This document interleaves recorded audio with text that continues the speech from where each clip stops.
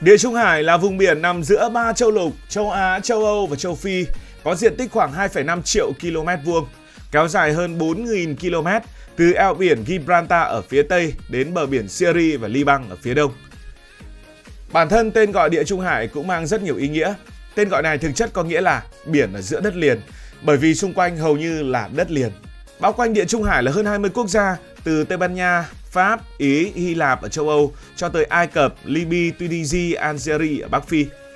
Trong suốt hơn nghìn năm lịch sử, vùng biển này là nơi các nền văn minh như là Ai Cập, Phoenicia, Hy Lạp, La Mã và Ottoman phát triển rực rỡ. Ngày nay có khoảng 500 triệu người sống quanh khu vực Địa Trung Hải, hàng trăm cảng biển lớn hoạt động dọc bờ biển và hàng chục nghìn tàu thuyền qua lại mỗi năm. Đã từng có ý tưởng đó là rút cạn nước biển Địa Trung Hải.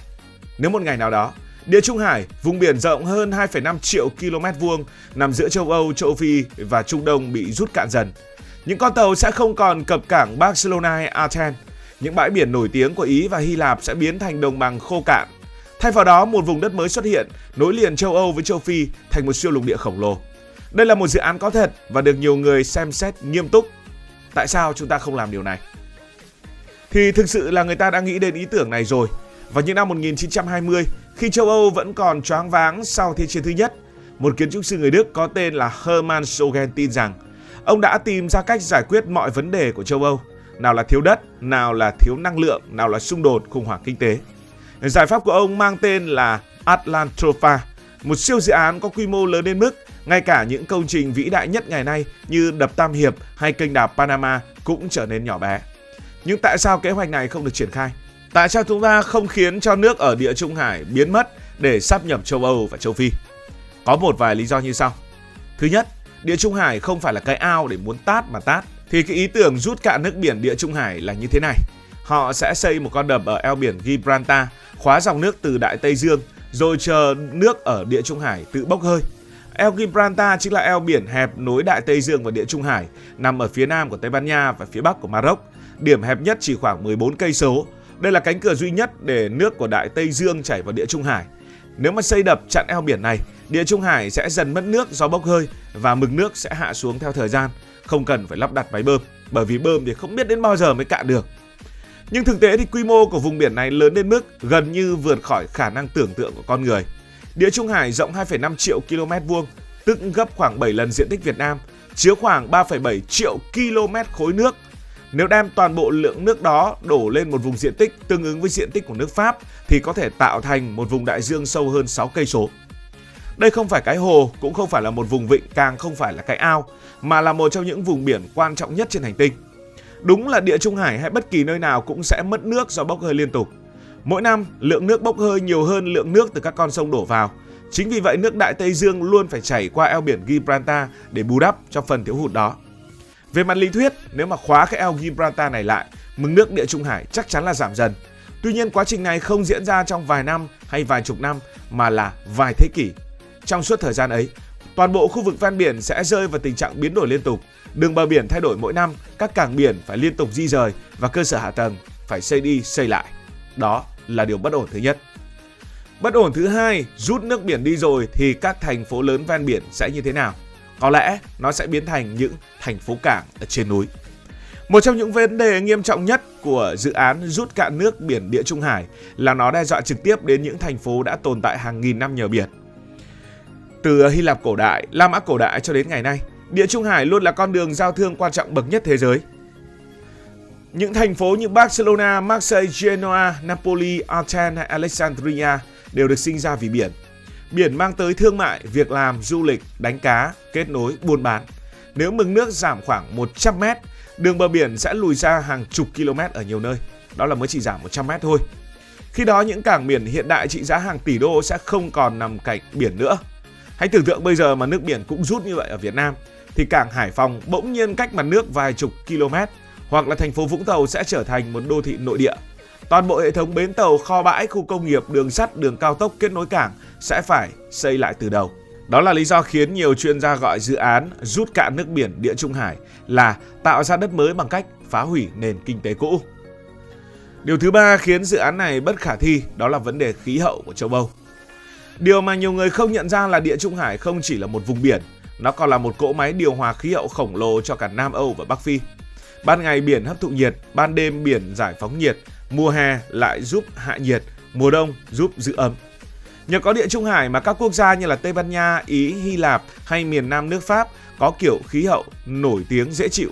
Những vườn nho, vườn ô liu, những bãi biển du lịch đông nghịt khách mỗi năm đều tồn tại nhờ hệ sinh thái khí hậu này.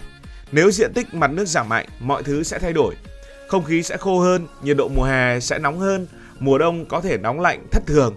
Các mô hình khí hậu hiện đại cũng cho thấy nhiều vùng Nam Âu có nguy cơ hạn hán nghiêm trọng nếu Địa Trung Hải bị thu hẹp về mặt diện tích. Điều trớ trêu là dự án này muốn tạo thêm đất nông nghiệp, nhưng chính việc làm đó lại khiến hàng triệu hecta đất nông nghiệp hiện tại mất đi điều kiện thuận lợi để canh tác. Một cái vùng biển đã ổn định hàng triệu năm không đơn giản chỉ là nước, nó là một phần của hệ thống khí hậu toàn khu vực. Lý do thứ tư khiến dự án này bất khả thi nằm ở việc hệ sinh thái sẽ bị hủy diệt hàng loạt. Nếu xét về môi trường, dự án rút cạn nước biển Địa Trung Hải sẽ tạo ra một trong những thảm họa sinh thái lớn nhất từng được con người tạo ra. Đây là nơi sinh sống của hơn 17.000 loài sinh vật biển khác nhau, trong đó có rất nhiều loài đặc hữu không tồn tại ở nơi nào khác trên thế giới. Nước giảm, nước ít đi nhưng muối vẫn còn đó, khiến độ mặn của đất sẽ tăng mạnh và mọi thứ sẽ bị phá hủy. Hàng triệu ngư dân từ Tây Ban Nha cho đến Ai Cập sống dựa vào nguồn lợi từ Địa Trung Hải. Nếu mà hệ sinh thái này sụp đổ, tác động sẽ lan rộng sang cả kinh tế, xã hội, an ninh lương thực. Chúng ta thường nghĩ đến việc xây đập như một công trình kỹ thuật, nhưng trong trường hợp này, đó là việc can thiệp vào một hệ sinh thái biển đã vận hành ổn định suốt hàng triệu năm. Không ai có thể chắc chắn hậu quả cuối cùng sẽ là gì. Và lịch sử cho thấy mỗi khi con người cố gắng kiểm soát hoàn toàn thiên nhiên ở quy mô quá lớn, kết quả thường không như mong đợi. Yếu tố thứ 5 khiến cho dự án này bất khả thi liên quan đến chính trị. Ngay cả khi bỏ qua tất cả những vấn đề về kinh tế môi trường, dự án này vẫn phải đối mặt với một câu hỏi vô cùng khó trả lời. Vùng đất mới sẽ thuộc về ai? Địa Trung Hải tiếp giáp hơn 20 quốc gia. Nếu mặt biển rút xuống và hàng trăm km vuông đất xuất hiện, ranh giới quốc gia sẽ được xác định như thế nào? Một khu vực mới lộ ra trước bờ biển nước Ý có thuộc về Ý hay không? Hay là thuộc về Liên minh châu Âu? Hay là cái vùng đất giữa châu Âu và châu Phi sẽ chia ra sao? Ai quản lý những cái tuyến đường giao thông mới? Có tài nguyên thì ai sẽ khai thác cái này? Những câu hỏi này có thể gây ra những cuộc khủng hoảng kéo dài hàng chục năm. Bây giờ hãy lấy ví dụ như thế này. Chúng ta thấy những cái tranh chấp với những cái hòn đảo bé tí tị tì ti, những vùng đất bé tí tị tì ti trên thế giới thì nó đã để đủ tranh cãi gay gắt rồi. Còn trong trường hợp của dự án này, diện tích đất mới tương đương một quốc gia lớn, việc xác định quyền sở hữu gần như chắc chắn sẽ trở thành cơn ác mộng chính trị. Và thứ 6, ngày nay thì không cần đến dự án này nữa. Ngày xưa cách đây cả trăm năm có cái dự án này nhưng bây giờ thì nó khác lắm rồi. Ngày xưa thì nhiều người chết, nhiều quốc gia tan rã, kinh tế khó khăn, dân số vẫn tiếp tục tăng. Đây là cái hồi sau Thế chiến thứ nhất, nên mới lo thiếu đất, thiếu lương thực, thiếu năng lượng. Trong bối cảnh đó, ý tưởng tạo ra một vùng đất mới giống như một phép màu. Thế nhưng thế giới hiện đại đã thay đổi hoàn toàn. Ngày nay điện hạt nhân có thể tạo ra lượng điện khổng lồ. Điện gió ngoài khơi đang phát triển nhanh chóng. Điện mặt trời thì ngày càng rẻ. Châu Âu cũng không còn thiếu đất như người ta từng lo sợ cách đây cả một thế kỷ. Những vấn đề mà siêu dự án rút cạn nước biển Địa Trung Hải muốn giải quyết đã có những phương án hiệu quả hơn nhiều. Không cần phải đánh đổi cả một vùng biển để lấy điện nữa. Và nếu cái ông nghĩ ra dự án này, ông Hermann Soga, cái ông người Đức, sinh ra vào trong thời đại của chúng ta, có lẽ ông ấy sẽ tập trung vào năng lượng tái tạo thay vì cố gắng thay đổi địa lý của cả một lục địa. Phần thú vị nhất đó là Địa Trung Hải đã từng cạn thật, không phải do con người. Khoảng 5,96 triệu năm trước, eo biển Gibraltar bị đóng lại do các hoạt động kiến tạo địa chất. Khi nguồn nước từ Đại Tây Dương bị cắt đứt, thì Địa Trung Hải bắt đầu bốc hơi nhanh hơn lượng nước được bổ sung. Sự kiện này được các nhà khoa học gọi là khủng hoảng muối Messina.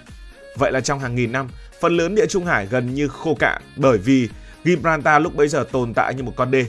Nhiều khu vực thấp hơn mực nước biển hiện nay từ 1.000 cho đến 1.500 mét. Những gì từng là đáy biển đã biến thành sa mạc muối khổng lồ kéo dài cho đến tận chân trời. Nếu có một chiếc máy thời gian của Doraemon đưa chúng ta về thời điểm đó, cảnh tượng có lẽ sẽ còn kỳ lạ hơn cả sao hỏa. Nhưng rồi vào khoảng 5,33 triệu năm trước, rào chắn Gibraltar đã bị phá vỡ, cũng bởi tự nhiên. Nước Đại Tây Dương tràn vào với tốc độ kinh hoàng. Nhiều nhà khoa học tin rằng đây là một trong những trận lũ lụt lớn nhất lịch sử của trái đất, chứ không phải là lịch sử của loài người, vì lúc bấy giờ làm gì đã có con người. Chỉ trong một thời gian tương đối ngắn theo tiêu chuẩn địa chất, Địa Trung Hải được lấp đầy trở lại.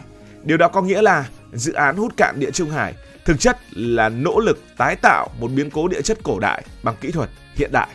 Cảm ơn vì đã quan tâm theo dõi câu chuyện này. Nếu thấy thú vị, bạn có thể nhấn nút đăng ký kênh, bật chuông thông báo và chia sẻ. Còn bây giờ thì xin được nói lời chào, tạm biệt. Cảm ơn các bạn đã dành sự đồng hành cùng Hải Thanh Story. Đi qua những vùng đất, khám phá những điều mới.